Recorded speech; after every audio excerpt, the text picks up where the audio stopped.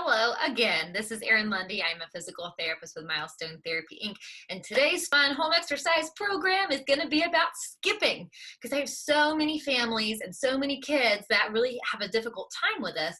And I feel like we need to have a whole home exercise program about it so that you guys can practice this between our sessions.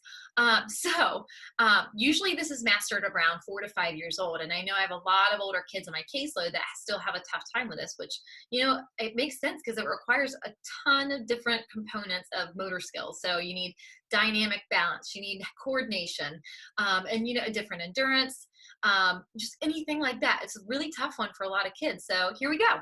Okay, the basic building block of all of skipping components all comes down to begin with balance. So if a child has not mastered the ability to stand on one leg for at least a couple of seconds, chances are they're not going to be able to do a bunch of alternating hopping between each leg on one leg at a time. So anyway, what I have them start off with first, and this is so important, is they have to show me that they can stand on one leg. And I try to say like a minimum of 5 seconds, because to me that is what shows me that they can do static balance, meaning standing still balance. And we're skipping is called requires dynamic balance, which means moving balance. So again, you have to master static before you can go on to dynamic. So again, have them just stand there, and key components are they cannot put their one foot on the other foot. They cannot hold on to other things. A lot of parents have this misconception that that counts as single leg balance practice, which, it has its place. However, again, if your goal is to try to progress your child onto that dynamic ability, it's really important that they master the static one first. Okay, so let's say that your child has mastered 5 seconds of standing on one foot. So now what we need to have them work on now is trying to do 2 consecutive hops on one foot, meaning 1, 2, 1, 2. And so this is really important that they can figure this out. Like, this is another really challenging thing for a lot of kids. So what you'll typically see is they go 1 and then they put 1 down, 1 and then down. So it's just something that requires a lot of practice and repetition. And again, if they need something to hang on to while they're kind of getting comfortable with it, because I have a lot of kids that get very fearful of this one because, it does require a lot of balance. They don't want to fall over. So you can have them hang on to a table and go 1, 2, 1, 2. And then as they get more comfortable, they can progress away. Another thing that parents can do is they can hang on to their hands to say, like, hey, like, I'm here, but I'm not really helping necessarily. So that's why it's another way to help transition your kids into that confidence and being able to balance by themselves and being able to hop it.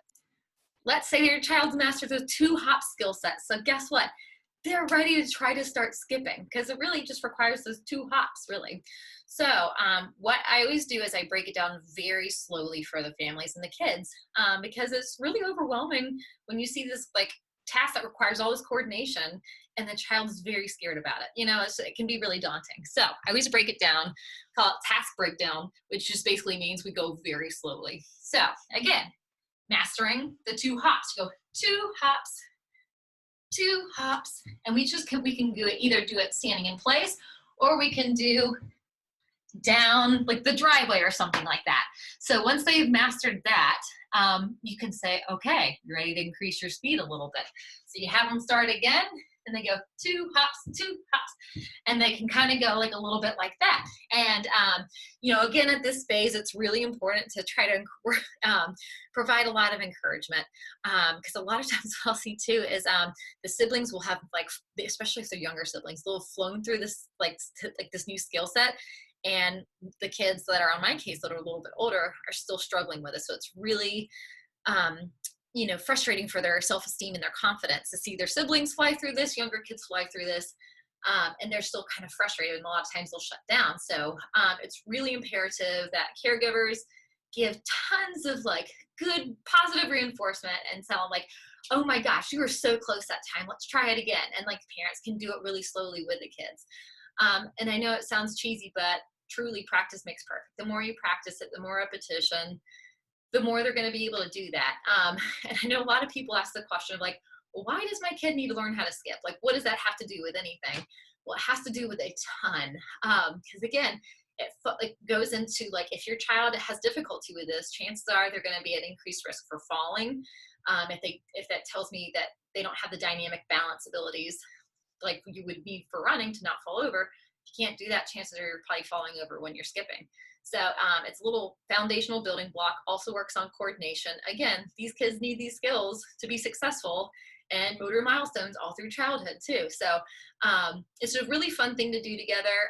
And a lot of kids on the playground do skipping. So you want your kid to fit in. But anyway, I hope this was a fun tutorial and that your kid's going to be skipping away here soon. All right, thanks for listening.